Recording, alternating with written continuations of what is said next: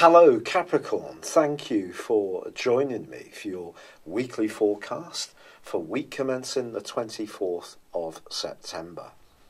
This week, with the Sun and Mercury combining in the part of your scope to do with your worldly interaction, your goals, ambitions and aims in life are certainly going to come under the astral microscope. But of course there is a full moon on Tuesday, which occurs in the part of your situation which is more to do with your home life. The inference here is that whatever you decide to do, your thrust forwards, your plans and projects needs to work for you at an emotional level too. Now Mars is actually forging a very providential link to this full moon, and Mars is now in your sector of resources. So if you have a clear plan, the chances are you could execute it with a lot of energy and determination. However, your ruling planet Saturn, which has been back in your sign since the middle of December last year, is actually clashing with the Sun for the whole of this week. This is one of the most awkward of all planetary aspects, and if you don't have a clear plan, or it's possible you have some self-doubts, or you're dealing with people who are tricky, or maybe want to block or inhibit your progress in some way, you could find yourself becoming really quite frustrated this week, not least because Mars, of course, is back in that right angle with the stormy energies of Uranus, which is in the part of your situation to do with creativity and self-expression. I think the overall influences this week, particularly with Pluto in your sign, still forging a fantastic alliance with Jupiter, suggests that you just may have to anticipate that you could encounter someone who's not quite as cooperative as you would like. This person may be a little bit threatened by you in some way, may want you to stay in a role which gives them some kind of dominance over you.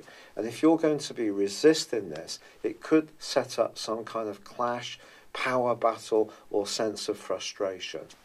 However, there is enough there to still go for it in a very positive way, but I feel that it is going to be really important to be realistic about how your goals will impact on you emotionally and your everyday foundations and support system and the people that you're close to within your family or your home, but also just be aware that something within you, it could be a sense of limitation, self-doubt, could block you from going for something that can see you reaching for the stars, or it could be someone else who may just want to keep you down a little bit.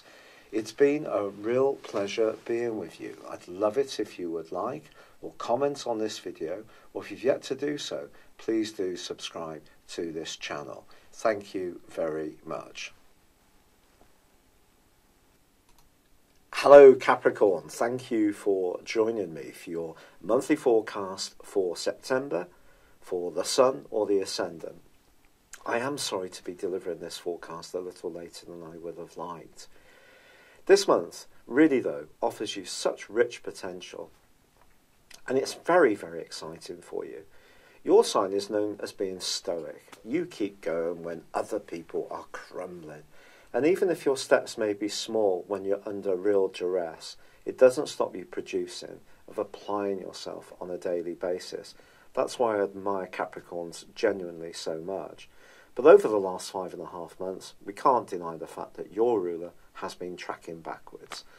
But the great news is that on the 6th of this month, that comes to a close. But on the same day, Mercury, the planet of communication, moves into your sister Earth sign of Virgo, of which it governs, and also forges a great link to Saturn, but also Uranus too, the planet of surprises, which is in a very inventive part of your scope. And there's an opportunity for you to embrace an approach to life in the next 2/3 of this month, where you're being much more on the front foot, much more proactive. You're someone who generally thinks about things very carefully before you take any action. But you could find yourself galvanized into action, and this is a very energizing change. It's very, very vibrant, but it could see you pushing outside your comfort zone, trying different things, traveling. If you love travel, this is going to be a terrific month for you. And part of the reason for this is that there's also an incredibly positive new moon, which occurs on the 9th, which also feeds into the angle between Pluto in your sign and Jupiter, the planet of growth, in your sector of your highest wishes and your longer-term future and your friendships. Therefore, have confidence that you can take the lead, that you can be a main player. Even if you're someone who does get into your rhythm in a very self-reliant way, this is a time to break the chains of restriction, even if they're your own bonds of restriction. You can absolutely amaze people by how enterprising you can be, by how much fun you are to be around. Venus moves into a dazzling location for you on the 9th too, and goes into an opposition with Uranus. Don't be surprised if you get a surprise invitation to go out on a date. That could really set your pulse racing. Or it's an opportunity to rev up an existing relationship by being a bit more spontaneous. However, it is true to say that at the heart of this month, Venus becomes an even more important player, forging a great link with Saturn, which is obviously something you'd really appreciate, so a stable development around a friendship or association, but also Venus clashes with Mars. Now, Mars is going to be moving out of your sign on the 12th, goes back into Aquarius. It's been with you for a month. It's given you a shot of extra motivation and drive, but it may have also overstimulated you in some ways. Moving back into Aquarius, it's now back into the domain of resources. And it's possible that you could quarrel with someone who has a different view of joint resources to you, or it could be a friendship where someone may be taking you for granted a little bit at the heart of this month. But the friendships that are true and loyal are going to be ones you truly savour. That's a fact. However, Uranus does go back into its square with Mars that first began in the second week of May. Now, because you are someone who's such a careful custodian of resources, that particular aspect may have seen you do something really quite speculative during that period of time that may have been completely out of character. And if that's the case, there may have been some real consequences from this. Perhaps you spent money on something that didn't have any tangible value, completely out of character for you. Or you got involved in a relationship that was lusty but had no chance of ever going anywhere. Or perhaps you've been overly generous to somebody around you, cut them too much slack, given them too much freedom around your resources. If any of this rings true for you, the chances are there can be an echo of it again this month. However, there is an opportunity with the transition of Mercury and the Sun to the top of your horoscope on the 22nd and the 23rd to bring to bear your natural Capricornian energies, and that's your sense of responsibility, your appreciation of tradition. It doesn't make you dyed in the wool. You can be just as fun as the next person. In fact, for most Capricorns, the older you get, the more humorous you become. And I think Capricorns probably have the best sense of humour in the Zodiac. I really do.